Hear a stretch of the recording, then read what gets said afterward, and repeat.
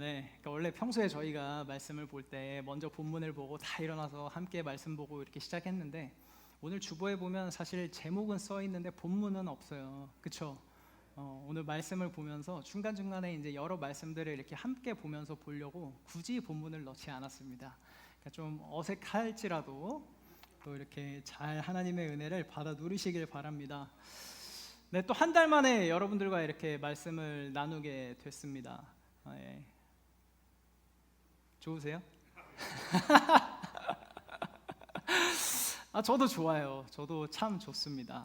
근데 한편으로는 쉽지 않습니다. 예, 쉽지 않아요. 예, 여러분들 제가 여기 서 있는 게 이렇게 막 그래도 우리 부목사님 그래도 설교 제가 잘하지는 않지만 그래도 이렇게 서 있는 거 보면 즐겨 하는 것 같아. 막 이러시는 분들이 있어요. 올라갈 때는 뭐 긴장 안 하시는 것 같아요. 네, 엄청 긴장 많이 합니다. 쉽지 않은 자리고 또 하나님의 말씀을 준비하는 그 동안에 얼마나 많은 고민과 이 저를 또 되돌아보면서 이 힘든 시간을 갖는지 모릅니다. 그만큼 또 하나님께서 오늘 일하여 주실 줄 믿습니다. 자, 한 달 전에 저희 혹시 이 제목을 기억하시는 분이 계실지 모르겠어요. 제가 어떤 제목으로 말씀을 나눴죠? 대단하신데요? 저는 사실 이거 모르실 거라고 생각했어요. 기억하실까?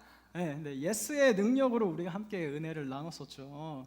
누가복음 5장의 말씀을 가지고 예수님께서 명령하실 때, 예수님께서 말씀하실 때 제자들이 어떻게 반응하는지에 대해서 우리가 함께 보았었습니다. 첫 장면은 어땠어요? 예수님께서 일을 마치고 이제 집에 돌아가려고 하는 어부들을 향해서 집에 가지 말고 내가 시키는 대로 일단 한 번 더 그물을 한 번 더 내려보자 라고 하셨죠. 그랬더니 제자들이 어떻게 반응을 했습니까? 예, 알겠습니다. 예스 하면서 그 부르심에 응답하면서 행했어요. 그랬더니 어떠한 역사가 나타났죠? 네, 그들이 상상할 수 없는 지금까지 경험해보지 못한 양의 물고기를 잡을 수 있게 됐었습니다. 두 번째 예스 상황은 어떤 상황이었습니까? 예수님께서 제자들에게 너희는 이제 더 이상 사람을 낚는 어부가 아니야. 나를 쫓아오면 내 안에서 여러분들이 그 제자들이 가지고 있는 가능성과 그 삶의 목표를 보여주셨죠. 그랬는데 어떻게 반응했습니까? 제자들이 어떻게 반응했어요? 예스로 했죠. 예스의 능력이었으니까. 맞아요. 예스라고 했죠. 근데 예스라고 하는 동시에 그들의 뭐를 놓고 갔죠? 그들의 소유, 그들의 소득, 그들이 가진 모든 것을 내버려 두고 하나님의 부르심에 예스로 응답해서 나아갔습니다. 그렇게 할 때 어떠한 일들이 나타난다고 그랬어요? 하나님의 임재와 능력을 체험할 수 있게 된다고 말씀드렸죠. 두 번째는 뭐였습니까? 하나님 안에서 우리에게 향하신 목적과 가능성을 발견할 수 있게 된다고 말씀드렸었습니다. 한 달 동안 여러분들 그러한 삶을 살아오셨습니까? 아멘입니까? 아멘이에요. 그렇지 않더라도 아멘 하세요. 예. 그런 믿음이 있어야 돼요. 우리가 어떻게 하나님 말씀대로 매일매일 그걸 다 살아갈 수가 있습니까? 그래서 우리는 죄인 아니에요. 그렇죠? 그렇지만 그럼에도 불구하고 우리가 아멘 하면서 쫓아가려고 애써야 되는 거잖아요. 그러니까 한 달 동안 우리가 그렇지 못했을지라도 아멘. 그렇죠? 우리는 그러한 삶을 또 앞으로 살아가야 되잖아요. 네, 그렇게 일하실 하나님을 기대하면서 나아갑시다. 그렇게 예스의 능력을 우리가 알았다면 우리는 이제 무슨 능력을 알아야 될까요? 그렇죠. 오늘의 말씀 제목은 노의 능력입니다. 노. 한 달 전에는 우리가 하나님께 예스라고 반응하는 것에 대한 능력을 보았다면 오늘은 어떤 거에 초점을 맞추는 걸까요? 하나님께서 우리에게 노라고 응답하실 때에 대해서 초점을 맞춰보려고 합니다. 내가 하나님을 향해서 노하는 건 아무런 능력이 없어요. 아무런 힘도 없고요. 아무런 쓸모가 없습니다. 하지만 하나님께서 우리의 요구에 no, 안 돼 라고 할 때는 분명한 하나님의 능력이 있다라는 겁니다. 할렐루야.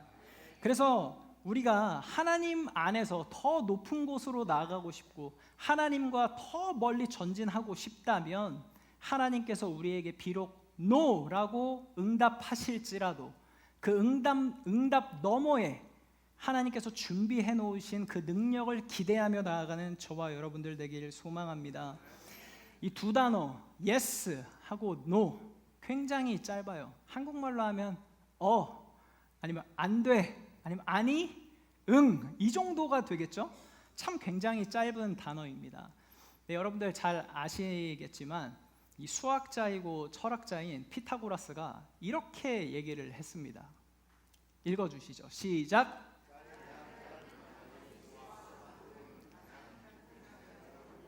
네, 가장 오래되고 가장 짧은 단어인 yes와 no는 뭘 요구한다고요?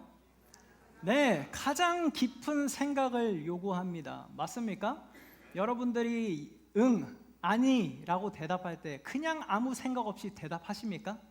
깊은 생각을 하잖아요. 어떻게 내가 반응을 해야 될지, 아니면 내가 한 말에 대해서 상대방이 그 응, 아니라고 할 때는 그냥 성의 없이 아니라고 합니까? 내가 한 말에 대해서 깊게 생각해보고 동조해 줄지 안 그럴지 생각하지 않습니까? yes라고 대답을 하면서 삶을 살아야 된다라고 말씀을 드렸는데, 오늘 제가 말씀드린 것처럼 하나님께서 언제든 우리에게 no라고 말씀하실 때에 집중하고 싶습니다.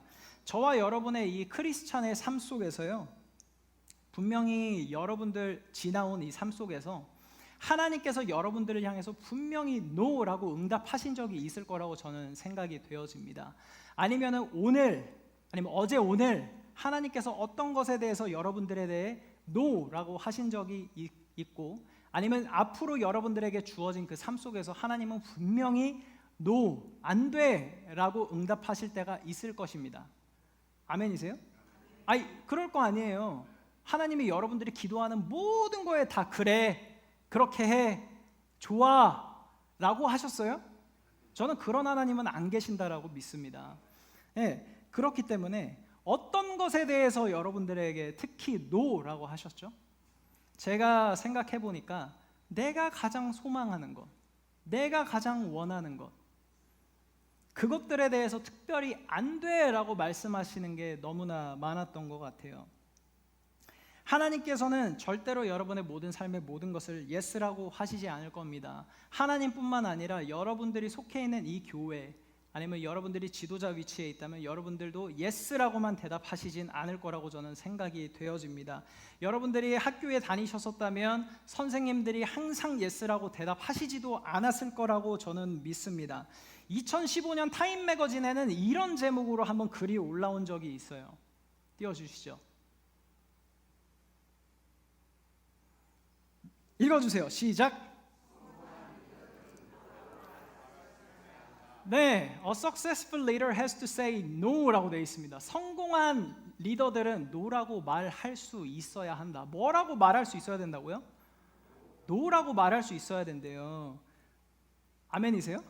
네, 리더십의 중점은요, 필요한 순간에 yes라고 하는 것보다 정말 필요한 순간에 no라고 대답할 수 있는 사람이 성공한 리더라고 얘기합니다.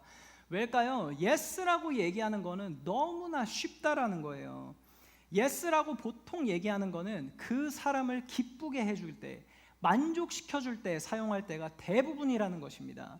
그렇기 때문에 우리가 분명히 알아야 할 것은, 우리가 존재하는 이유는 사람을 기쁘게 하려고 우리가 존재하는 게 아니잖아요. 우리의 존재 이유는 무엇입니까? 그렇죠. 우리 성도님들 역시 좋습니다. 우리의 삶의 목적은 내 주변에 있는 사람을 기쁘고 만족시키는 것이 아니라 나를 창조하시고 구원하신 하나님을 기쁘게 만들어드리는 데 있다는 걸 절대 잊어버리면 안 된다는 거예요. 저와 여러분이 그분을 정말 사랑하고 쫓아가기 원하고 하나님의 목적에 맞는 삶을 살기 원하신다면 사람을 만족시키는 게 우선순위가 되면 절대로 안 된다라는 겁니다. 오늘 예배를 통해서 우리가 바뀌어야 되는 것은 지금 말씀드린 그것입니다. 우리의 삶이 먼저 하나님을 영화롭게 해드리고 기쁘게 해드리는 존재여야만 한다. 하나님께서 우리에게 no라고 응답하실 때 저와 여러분의 반응은 어떻습니까? 어떠셨어요? 아무렇지 않으셨어요? 안 되는구나, 포기하자 이러셨어요? 우리 한번 솔직해져 보죠. 여러분들이 원하고 소망하고 바라고 하는 것들을 기도 제목을 들고 하나님 앞에 나아갔는데 하나님은 아니래요. 어떻게 반응하셨어요? 제가 한번 말씀드려볼게요. 이러셨을 것 같아요. 하나님, 이건 공평하지 않아요. 어떻게 저한테 이렇게 반응하실 수 있습니까? 하나님은 저를 돌보시지 않습니까? 왜 하나님은 우리를 벌하시기만 하십니까?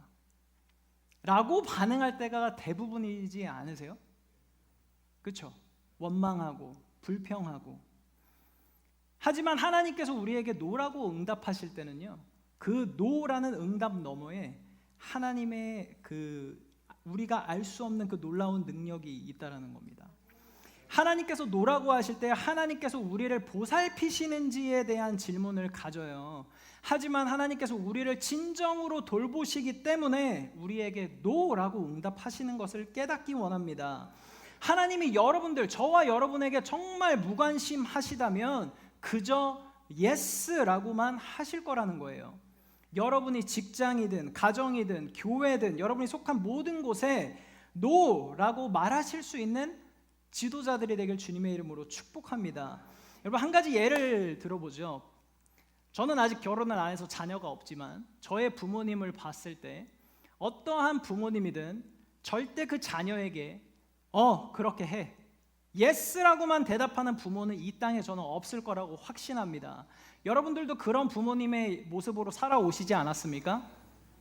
아니신 분, 내 자녀가 원하는 걸 나는 다 해줬다, 내 자녀가 원할 때마다 다 해줬다, 그런 부모는 저는 없을 거라고 생각해요. 그런 부모님은 부모도 아니라고 저는 생각합니다.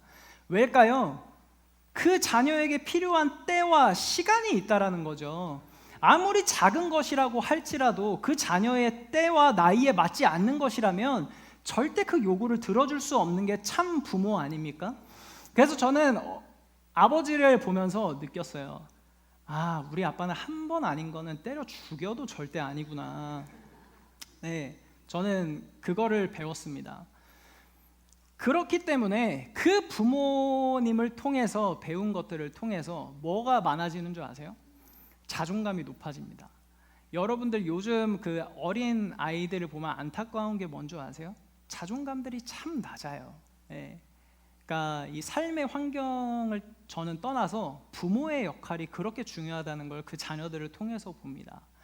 잘한 것과 잘못된 것들, 그러니까 부모가 예스 해야 될 때 예스 안 하고 노 할 때 노 하지 않으니까 그 자녀의 분별력이 엉망이니까 자존감이 바닥을 치는 거예요. 네.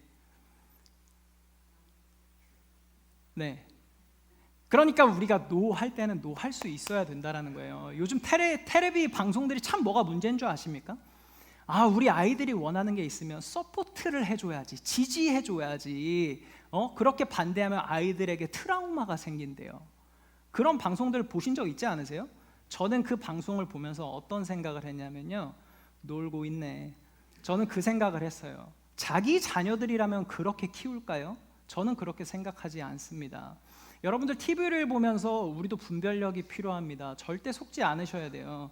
TV에서 하는 그 전문가라고 하는 사람들이 하는 얘기들은 성경과 거리가 아주 먼 이야기들이 너무나도 많이 있습니다. 그렇기 때문에 우리 크리스찬들이 정말 하나님의 말씀을 쫓는다라고 하면서 그 TV에 나오는 것들에 속아서 하나님과는 전혀 관계없는 방식으로 자녀들을 양육하는 분들이 너무나도 많으세요. 그러니까 우리 자녀들에게도 노 할 수 있는 부모가 참 부모인 것처럼 하나님은 우리를 관심 가져주시고 사랑하시고 돌보시기 때문에 우리의 때와 상황에 맞지 않는다면 언제든지 노 하실 수 있다라는 거예요. 아멘이세요? 그러니까 우리가 하나님의 노를 들었을 때 서운해할 필요가 없어요. 불만을 가질 필요가 없어요. 당연히 솔직히 불만은 가질 수 있다고 생각해요. 처음에 우리는 사람이잖아요. 저도 아버지한테 어떤 걸 요구했을 때 단호하게 안 된다고 하시면 예, 알겠습니다. 이게 안 돼요. 사람이잖아요. 당연히 서운하고 왜 안 된다고 하시지? 좀만 더 얘기해보면 될 것 같은데, 그렇지만 결론은 안 된다였거든요. 그러니까 어차피 안 되는 걸 알고 계신다라면 포기하세요. 왠 줄 아십니까?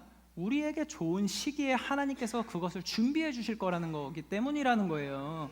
그러니까 우리가 지금 응답이 없을지라도 조급해할 필요가 없다라는 거예요. 내 때가 안 되었구나. 하나님의 뜻은 지금 내가 그것을 가지면 안 되는 것이구나. 내 삶 가운데 그게 있으면 오히려 나에게 독이 되는구나. 이걸 깨닫고 그분의 노예에 감사함으로 나아갈 수 있어야 된다라는 것입니다. 할렐루야. 그렇게 우리의 성장, 그러니까 우리가 왜 그런 불만을 많이 가지게 되는 겁니까? 여러분들 자녀들이 어렸을 때 한번 생각해 보세요. 여러분의 자녀가 뭔가 먹고 싶은 게 있는데, 예를 들어서 갓난 아이가 배터리를 들고 왔어요. 배터리를 집었는데 입에 넣으려고 그래요. 그럼 여러분들 어떻게 반응하실 거예요? 바로 안 돼!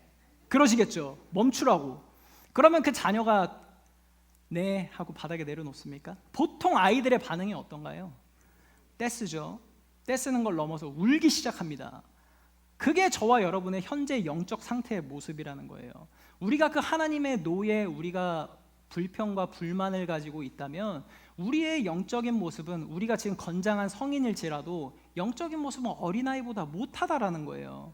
그걸 우리가 깨달으셔야 됩니다. 하나님의 노는 분명한 이유가 있고 사랑이 있다라는 겁니다. 그것을 알고 나아가야 우리가 더욱더 영적으로 성장할 수 있다라는 겁니다. 근데 재밌는 건 뭔지 아십니까? 저와 여러분은 no, 안 돼 라고 하는 말을 정말 듣기 싫어합니다. 저도 그래요. 정말 듣기 싫어해요. 근데 이건 저와 여러분만의 문제가 아니고요, 우리 모든 인류의 문제라는 생각이 듭니다. 그렇다면 우리는 그 신앙의 성숙을 위해서 하나님의 노는 왜 필수적일까요? 첫 번째입니다.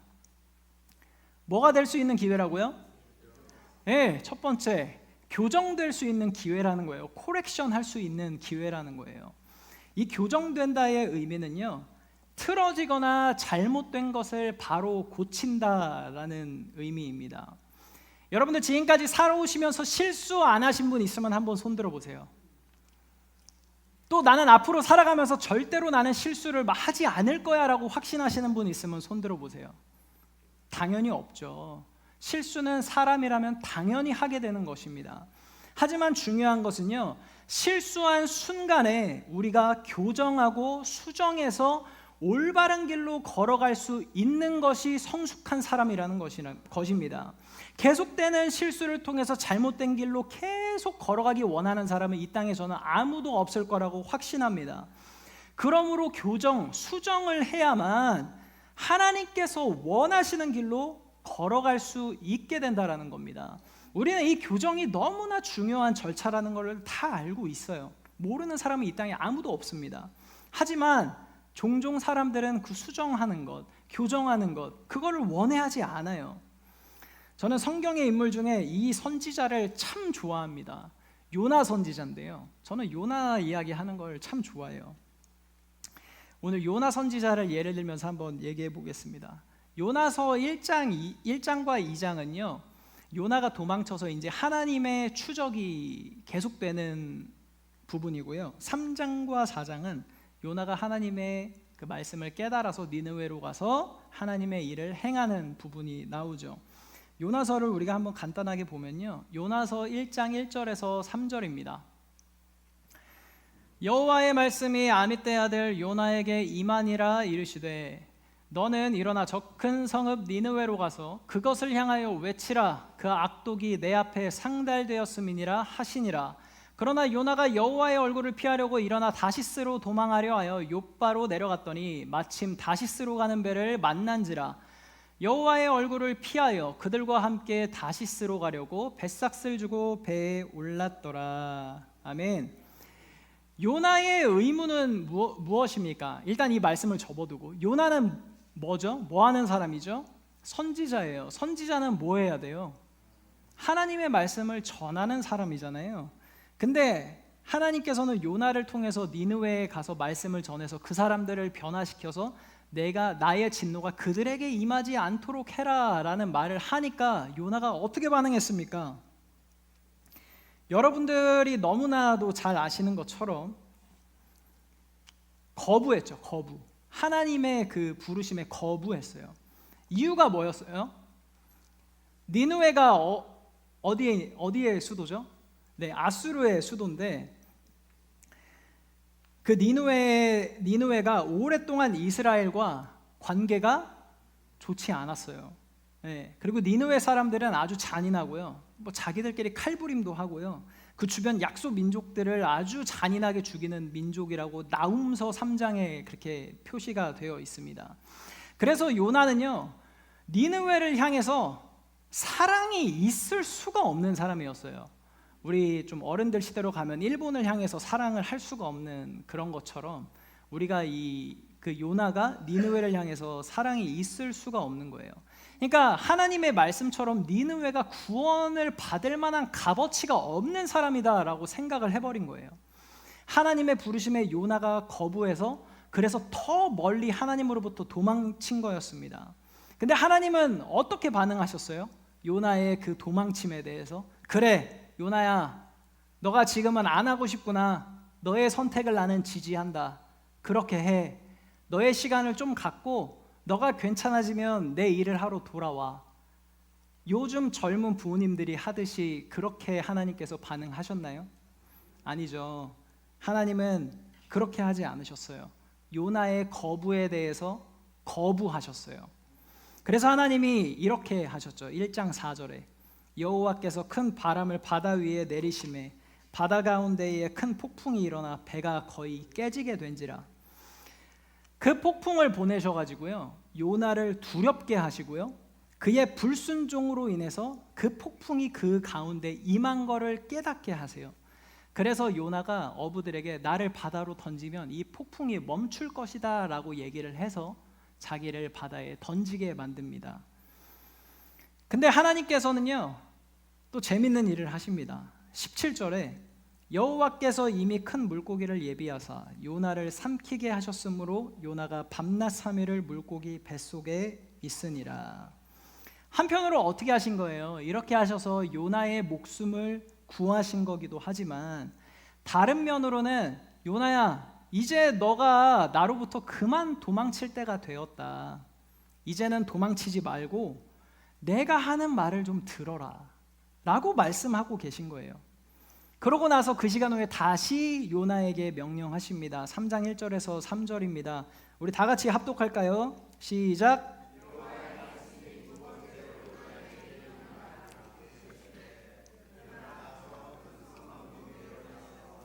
내가 내게 명한 바를 그들에게 선포하라 하신지라. 요나가 여호와의 말씀대로 일어나서 니느웨로 가니라. 니느웨는 사흘 동안 걸을 만큼 하나님 앞에 큰 성읍이었더라. 아멘. 그래서 요나가 이제 하나님의 명령대로 행하고 있습니다. 그렇게 하니까 어떻게 됐어요?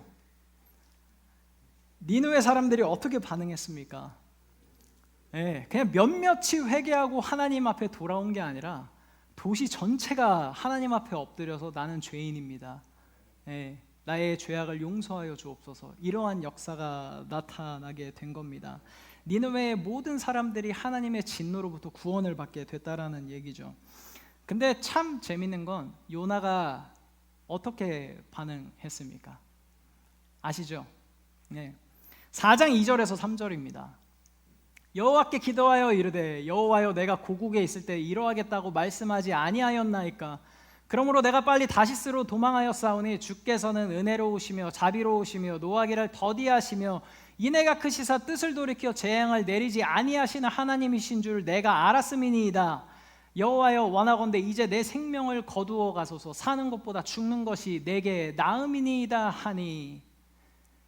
2절에서 얘기하는 게 하나님은 위대하신 분이다라고 얘기하고 있는 겁니까, 요나가? 아니죠. 하나님 참 대단하신 분입니다. 비꼬는 거 아닙니까? 저 하나님이 이렇게 하실 줄 알았어요. 참 대단하신 분이세요. 이렇게 하고 있는 겁니다. 그러고 나서 어떻게 하래요? 자기를 죽이래요. 이 꼴을 볼 바에는 차라리 저는 죽겠습니다라고 하고 있는 거예요. 이게 요나라고 얘기하니까 그렇지, 지금 이 시간을 한번 적용해 볼까요?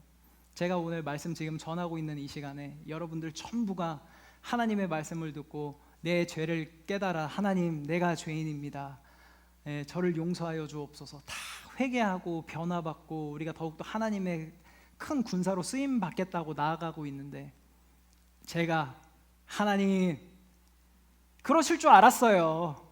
예? 무슨 구원입니까?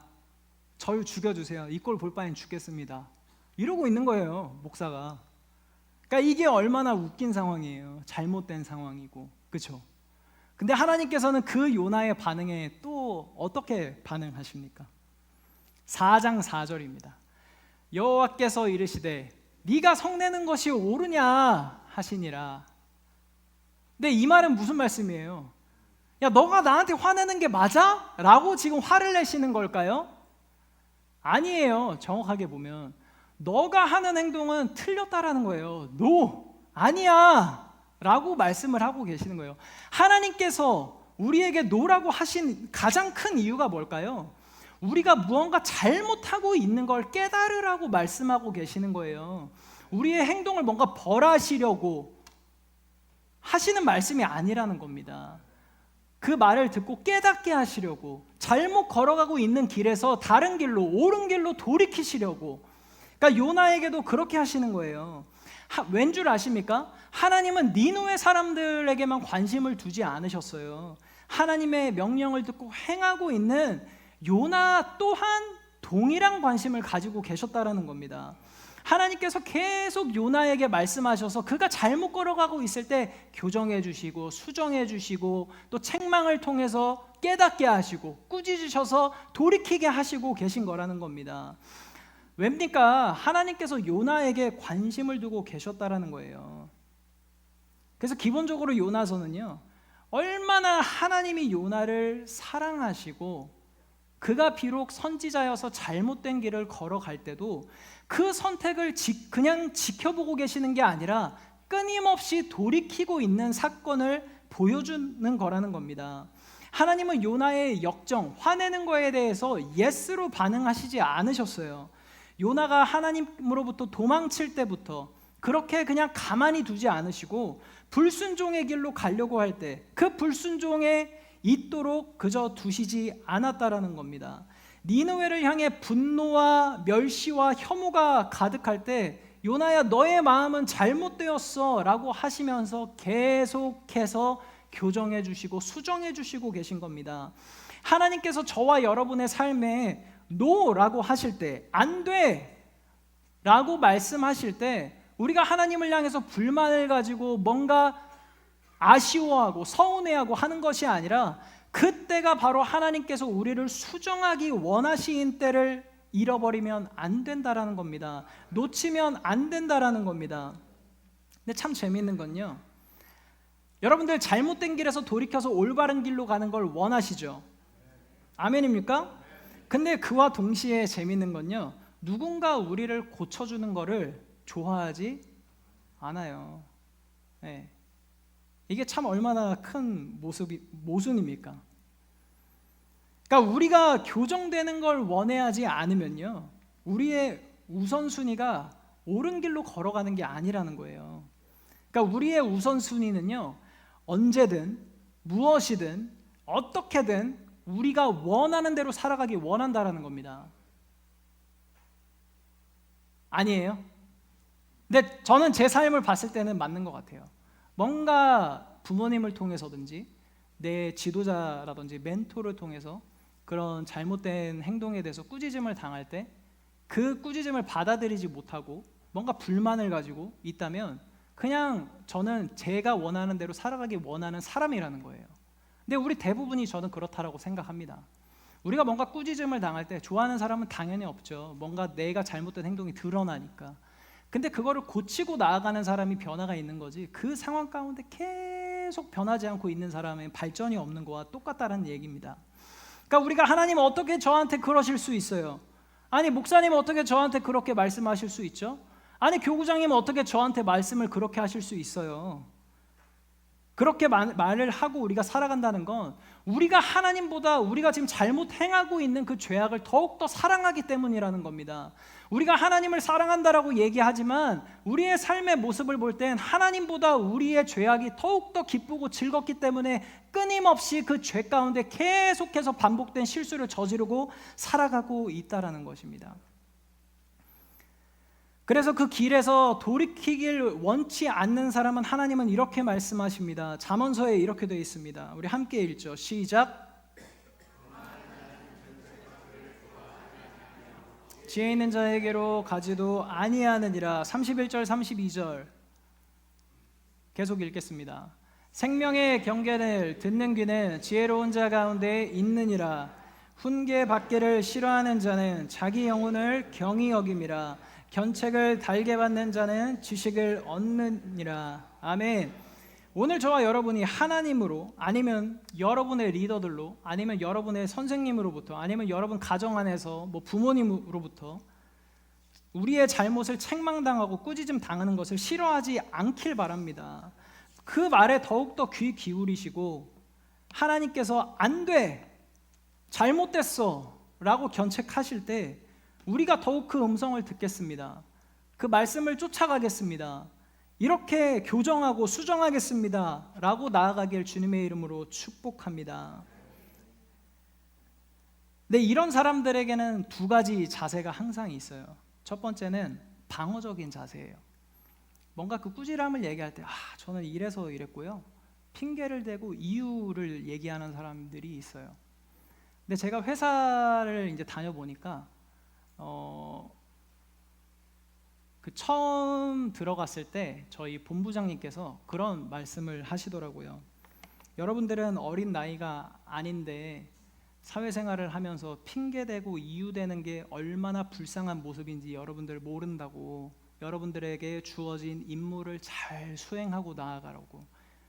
잘하는 것에 대해서 칭찬은 적지만 잘못한 거에 대해서는 벌이 정말 크니까 여러분들에게 주어진 임무와 이런 것들을 잘 하라고 합니다. 근데 생각해보니까 그래요. 나이 40에 누구한테 가서 제가 이래서 이걸 못했고요, 저래서 저거를 못했어요, 이런 핑계는 사실 사회에서 먹혀 들어갑니까? 핑계를 댈 수 없죠. 이런 사람들이 있다라는 거예요. 두 번째는 어떤 사람이냐면 자괴하는 사람들이에요.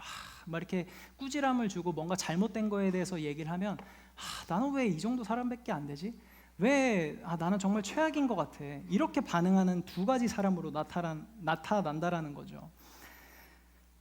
저와 여러분이 어떤 모습인지는 저는 모르겠습니다. 여러분들은 어떠실지 잘 모르겠는데 우리가 이러한 삶을 살지 않으려면 하나님께서 뭔가 말씀하실 때 들어야 된다라는 거예요. 듣고 바뀌고 변화하면서 나아가야 된다라는 겁니다. 혹시 덥지 않으세요? 에어컨 한번 틀어주시죠. 제가 많이 덥네요. 감사합니다.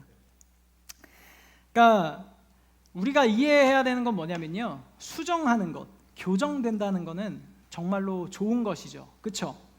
우리가 너무나도 잘 알고 있지만 우리의 반응은 그렇지 않다라는 겁니다. 특히 교회 안에서 사람들에게 정직하게 말하는 거는 참 어려워요.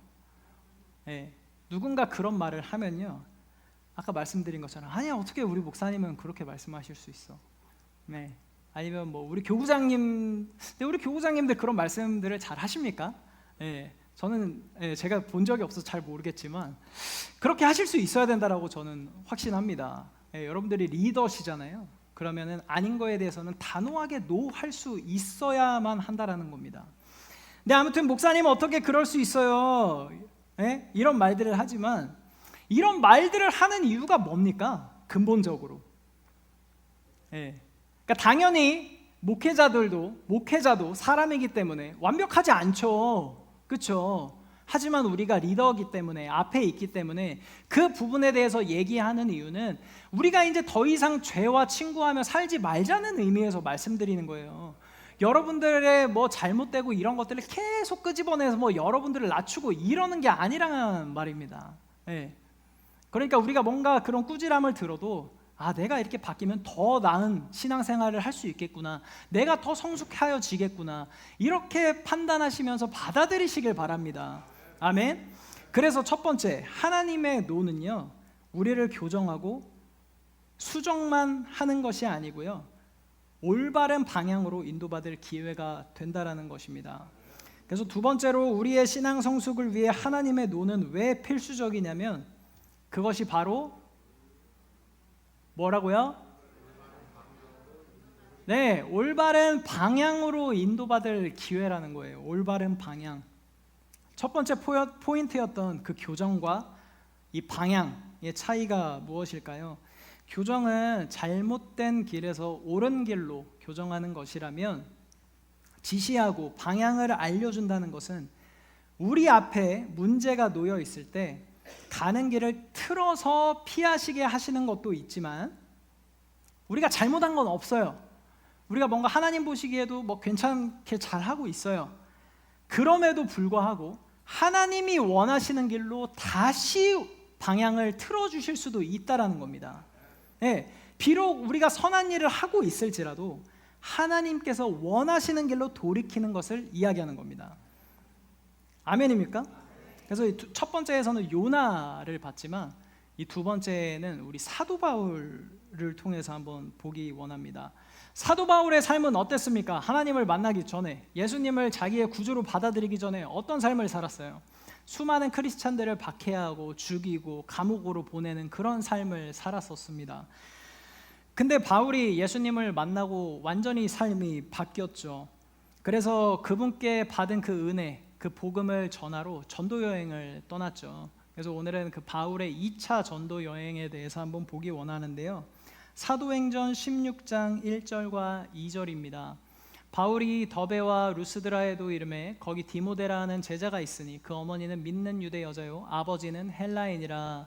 디모데는 루스드라와 이고니온에 있는 형제들에게 칭찬받은 자니. 6절에서 8절, 성령이 아시아에서 말씀 전하지 못하게 하시거늘 그들이 부르기아와 갈라디아 땅으로 다녀가 무시아 앞에 이르러 비두니아로 가자고 애쓰되 예수의 영이 허락지 아니하시는지라. 무시아를 지나 드로아로 내려갔는데. 아멘. 굉장히 흥미로운 장면입니다. 사도 바울은요, 분명히 하나님께서 기뻐하시는 일을 하고 있었습니다. 그렇죠. 하나님의 복음을 들고 나아가는데 하나님이 싫어하실 리가 있습니까? 분명히 칭찬해 주실 일이고 기뻐하실 일이었습니다. 하지만 하나님께서 보시기에 분명히 좋은 일을 하고 있었지만 올바른 길로 인도하길 원하셨던 거예요. 더 좋은 길로, 하나님이 계획하신 길로 인도하고 싶으셨던 거예요. 그래서 요나와 완전 다르게 바울은 하나님의 말씀을 전하고 싶어하는 갈망함이 충만했죠. 네. 그래서 하나님은 바울을 새로운 방향으로, 더 좋은 방향으로 인도하기 원하셔서 어떻게 인도하셨느냐, 한번 사진을 보여주실래요? 보시면 이 사도 바울의 2차 전도 여행은 여기 오른쪽 안디옥, 한글로 되어 있는 거 한 번만 띄워주세요. 네, 안디옥에서 시작해서 이렇게 쭉쭉쭉 갑니다. 근데 드로아라고 되어 있는 저 아시아라는 글자 왼쪽에 보면 드로아 있잖아요.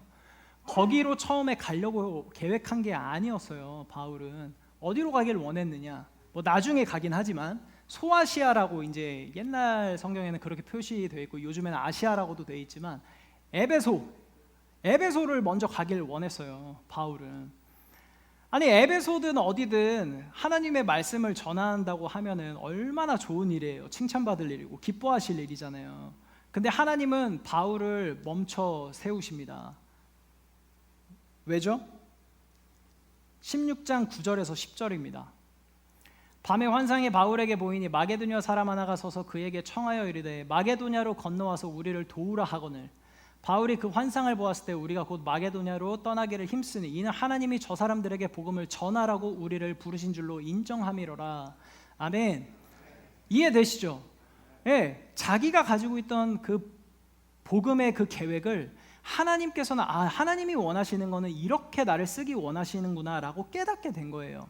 그러니까 중요한 건 하나님께서 노라고 보여주시기 원하셔서 그 환상을 보여주셨는데 바울의 반응이 사실 더 중요한 거 아니겠습니까?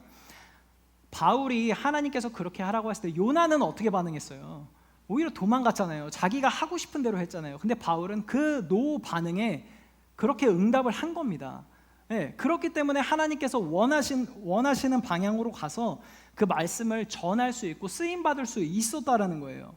여기서 저와 여러분들이 이해하기 원하는 건요, 저와 여러분이 뭔가 잘못했을 때 돌이키시는 하나님도 계시지만 우리가 선한 일이라고 생각하는 그 많은 일들도 하나님의 때와 하나님의 방법, 하나님의 원하심에 따라 얼마든지 방법은 바뀔 수 있고 길도 바뀔 수 있다는 겁니다. 네, 그게 너무나도 중요한 포인트예요. 하나님을 위해서 우리가 저런 일들을 행하고 싶어요 라고 얘기하지만 분명 그거는 옳은 일이고 좋은 일이라고 할지라도 그것은 하나님의 뜻과 다를 수 있다는 겁니다. 아멘이세요? 네, 다를 수 있어요. 네. 우리가 옳다라고 생각하는 것이 하나님 보시기에도 좋으면 좋겠지만 뜻과 다를 수 있다는 겁니다. 그래서 우리가 믿어야 되는 건 뭐예요? 우리가 하나님을 생각할 땐 이런 게 맞는 것 같아 라고 생각하는 것보다는 그런 생각을 갖기 전에 누구에게 먼저 물어봐야 될까요? 누구에게 먼저 물어보는 게 좋을까요? 그렇죠. 하나님에게 먼저 물어보고 정하는 게 더 맞지 않을까요? 그래서 하나님께서는 잠언서에 이렇게 말씀하세요. 3장 5절 6절입니다. 우리 한 목소리로 합독하겠습니다. 시작. 너는 마음을 다하여 여호와를 신뢰하고 내 명철을 의지하지 말라. 너는 범사의 그를 인정하라. 그리하면 내 길을 지도하시리라. 아멘. 뭘 의지하지 말래요? 네. 여러분들의 생각과 여러분들의 경험과 여러분들의 모든 어떤 것도 의지하지 말래요. 근데 우리 세상의 방법은 어떻습니까? 이것도 또 세상이 참 우리 믿는 자들을 많이 속입니다. 젊은 사람들에게도 참 많이 속이는 말 중에 하나입니다. 너 마음 가는 대로 쫓아가. 너 마음이 시키는 대로 해. 이런 얘기들 참 많이 하지 않습니까? 어떠한 중요한 선택에 있을 때 너 마음을 쫓아가래요. 네. 여러분들의 그 원함이 죽을 때까지 변하지 않습니까? 여러분들의 생각이 한번 가지고 있는 생각이 죽을 때까지 절대로 변하지 않습니까? 변하죠. 얼마든지 뒤집고 하잖아요. 저희의 생각들이. 그런데 어떻게 저희의 생각을 믿을 수 있어요? 우리가 뜻하는 것들이 어떻게 올바른 길로 계속해서 갈 거라고 여러분들 어떻게 확신하실 수 있으세요? 그렇기 때문에 우리가 의지해야 될 것은 우리의 생각과 우리의 경험과 우리의 배워온 것들을 의지하는 것이 아니라 하나님을 인정하고 하나님 인도하실 것을 믿고 그분께 의뢰하라는 거예요. 여러분들 차로 한번 비교를 해볼게요. 하나님은 여러분들의 핸들이십니까? 아니면은 스페어 타이어이십니까? 그 둘의 차이가 뭐가 있죠? 스페어 타이어는 언제 사용하세요? 그쵸, 타이어가 빵꾸가 났을 때. 그 말은 무슨 말이에요? 무슨 일이 생겼을 때 찾게 되는 거라는 거죠. 근데 핸들은 뭐예요? 네, 방향을 애초에 처음부터 다 인도하는 거잖아요. 핸들이. 하나님이 여러분들의 핸들이 되길 주님의 이름으로 축복합니다. 근데 대부분의 크리스찬들은 하나님을 스페어 타이어 짝처럼 여긴단 말이에요. 어떠한 일이 벌어졌을 때, 나에게 어려움과 힘듦이 닥쳤을 때 비로소 그때야 하나님을 찾죠. 어려움이 닥쳤을 때 또 바로 찾기나 합니까? 내가 도저히 할 수 없고 돌파구가 보이지 않을 때 하나님 앞에 아주 간절하게 매달리기 시작하죠. 그게 우리의 잘못이라는 거예요. 하나님은 예전부터 우리를 처음부터 올바른 길로 인도하기 원하셨는데 애초에 나를 믿고 내가 생각한 것을 쫓아가서 하나님의 길과는 이미 한참 멀어진 후에 하나님을 찾기 시작하니 얼마나 다시 그 올바른 길로 돌아가는 게 힘들겠습니까? 그러니까 우리가 하나님을 간절히 그때 찾아봤자 돌아가는 길이 그렇게 힘든 거예요. 네. 할렐루야. 정말 바울처럼 하나님을 핸들로 여기면서 우리의 삶을 인도하시기로 내어드리는 저와 여러분에게 주님의 이름으로 축복합니다. 참 어렵습니다. 쉽지 않아요. 네, 이 부분은 저도 아무리 생각을 해봤지만 쉽지 않은 것 같아요. 제 짧은 그 삶을 나누고 이제 말씀을 마치려고 하는데요. 이제 저를 어렸을 때부터 봐오신 우리 성도분들도 계시지만 우리 파주로 와서 이제 저를 다 크고 나서 이제 보신 분들은 잘 모르실 거라고 생각해서 오늘 말씀하고 좀 뭔가 연결이 되는 것 같아서 또 제 삶을 이 말씀을 보면서 제 삶을 또 되돌아보니까 하나님이 내 삶을 이렇게 인도하셨구나라는 걸 다시 한번 보게 됐었습니다. 저는 8살 때부터 파일럿이 되고 싶었어요. 조종사가 너무 되고 싶었고 그 이유는 그 큰 비행기를 나도 몰아보고 싶다라는 거에서부터 시작이 됐어요. 그래서 아버지께서는 이렇게 해외 출장을 항상 다녀오실 때면은 그 조그만한 비행기 모형을 항상 사다 주시고는 했어요. 그래서 뭔가 제 안에 그 파일럿을 향한 그 열정들이 더 생겨났을지도 모릅니다. 그래서 이제 18살 때 제가 부모님께 이제 유학을 보내달라고 했죠. 네, 감사하게도 그 흔쾌히 허락을 해주셔서 미국에 가서 공부를 시작하게 됐습니다. 근데 대부분 그 고등학교, 대학교를 가는 시점에 이 학생들이 가장 고민하는 게 뭐가 있을까요? 진로죠. 누구나 다 진로를 고민합니다. 근데 저는 진로를 고민하는 게 다른 사람들이 고민하는 결이 조금 달랐어요. 왜냐하면 저는 하나님께서 저를 종으로 쓰시기 위해 부르셨다라는 걸 이미 알고 있었고, 근데 제가 진로에 대해서 고민했던 이유는 하나님께서 부르신 길이 있고 제가 소망하는 길이 있는데 나는 과연 무엇을 선택해야 하나에 대한 질문을 참 많이 가졌었어요. 그러니까 당연히 하나님께서 부르신 길로 가야 된다라는 걸 알고 있었죠. 가야만 하구나라는 걸 인정은 했습니다. 하지만 8살 때부터 그 가진 꿈을 포기한다는 게 여러분들 쉬울 것 같으세요? 절대 쉽지 않습니다. 그래서 저는 하나님께 기도를 하면서도 하나님, 제가 주의 종의 길을 가겠습니다라고 단 한 번도 그러니까 확신을 가지고 얘기한 적은 사실 없었어요. 왜냐하면 조종사가 더 되고 싶으니까. 네, 근데 이제 기도를 했죠. 그래서 하나님, 이번에 대학을 이제 지원할 건데 하나님께서 원하시는 종이 되려면 신학교를 가야 되고, 또 다른 방법으로는 뭐 이제 사역에 도움이 되는 음악 공부를 하고 신학대학원을 가거나, 아니면은 제가 그냥 원하는 파일럿의 길로 그냥 가겠습니다. 딱 이 세 가지를 놓고 이제 하나님과 내기를 했죠. 그래서 저는 하나님, 그러면 대학교를 쓸 테니까 가장 먼저 되는 곳이 하나님의 뜻인 줄 알고 그 길로 따라가겠습니다라고 기도를 한 거죠. 그러니까 한 번에 그 하나님이 그 뜻하신 그 길을 덥석 물 수가 없었어요. 그래서 내기를 한 거죠. 그래서 제가 10몇 군데인가 썼어요. 대학교를 뭐 미국에 있는 신학대학교, 기독교 대학들, 그리고 음악대학교, 또 항공대, 미국에 있는 항공대 이렇게 썼는데, 미국은 보통 이제 대학교를 한 10월달, 11월에 이제 지원을 하기 시작합니다. 9월에 이제 학기가 시작하니까요, 1년이. 근데 보통은 아무리 빨라야 합격 통지가 아무리 빨라야 2달에서 3달은 걸려요. 정말 빨라야. 근데 제가 원서를 같은 날에 다 보내고, 감사하게도 참 보내는 학교마다 다 합격을 또 했어요. 감사하게. 근데 제일 먼저 온 학교가 버클리 음대에서 이제 합격이 온 거예요. 근데 얼마 만에 그 합격 통지가 온 줄 아십니까? 3주 만에 왔어요. 3주. 그러고 나서 이제 쭉쭉쭉쭉 이제 합격 통지들이 계속 와요. 근데 제가 이제 고등학교 졸업이 5월 10 며칠인가 그랬거든요. 그리고 그 다음날 한국을 들어오는 거였어요. 근데 쭉쭉쭉쭉 합격 통지를 받고 항공대에서도 합격 통지가 온 거예요. 근데 언제 온 줄 아십니까? 자, 한국 들어오기 바로 전날 왔어요. 그러니까 하나님이 너무 극과 극으로 보여주신 거예요. 사실 그 항공대 합격 통지가 한 2번째나 3번째 왔으면 이거 좀 약간 아쉬울 수 있었을 것 같아. 네, 그래 이거 가야 되나 이러면서 막 갔을 것 같은데, 그래도 기도해 놓은 게 있잖아요. 내 입으로 뱉어 놓은 게 있잖아요. 그러니까 차마 항공대를 그러니까 그 하나님의 길, 항공대를 그냥 쉽게 그냥 포기는 안 됐지만 포기하고 그래 버클리를 가자, 그렇게 해서 선택하게 된 거거든요. 근데 그렇게 선택을 해서 갔으면 모든 순간순간마다 기쁘고 대학원 졸업하고 목사 안수 받는 그 순간까지도 그래 내가 하나님이 부르신 그 길로 가서 나는 너무 행복하고 기쁘다라는 생각을 가지고 살아야 되지 않겠습니까? 근데 저도 사람인지라 이제 방학 때마다 한국 들어오고 나가면 뭘 타야 돼요? 비행기를 타야 돼요. 그 비행기를 볼 때마다 제 마음은 어떻겠어요? 에? 쉽지 않은 거예요.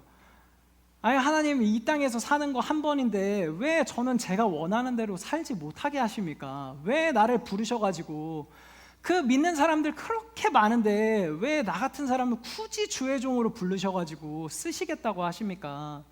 나보다 더 목사 되고 싶어하는 사람을 세우시면 되지 않습니까? 이런 불평과 원망을 얼마나 많이 하면서 살았는지는 여러분들은 사실 잘 모르시죠. 모르시죠. 저는 사실 그걸 티내지를 않았어요. 저희 부모님한테도 그냥 어쩌다가 한번 비행기 조종하면 너무 재밌겠다, 그냥 그 정도로만 했지 막 이렇게 원망과 불평을 막 토로하면서 살진 않았거든요. 근데 지금 이 말씀을 준비하면서 생각해 보니까요, 이래서 싫어도 순종을 해야 된다라는 게 참 다시 한번 깨닫게 되어진 것 같아요. 하나님의 뜻은요, 우리와 정반대일 수도 있고 다른 게 너무나도 많아요. 그렇잖아요, 여러분들 삶의 경험에서도.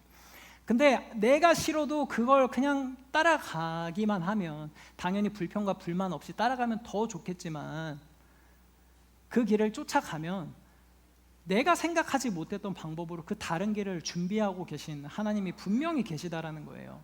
제가 그 음악 공부하면서 신학 공부하면서 내가 다시 대한항공에 지원할 일이 있을까? 라는 생각을 단 한 번도 안 해봤거든요, 저는 제 삶을 보면서. 근데 어떻게 또 하나님이 또 돌리셔서 이 길로 또 인도를 하시더라고요.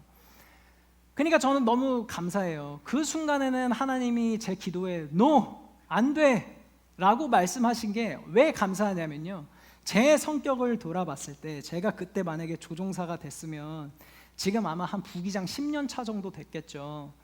저는 죽을 때까지 다시 하나님이 원하시는 신학의 길로 들어서지 않았을 거예요. 왜냐하면 저는 제가 하고 싶은 것만 하고 싶어하는 그런 성격이거든요. 그러니까 하나님의 그 노가 제 인생을 완전히 뒤집어 놓으신 거예요.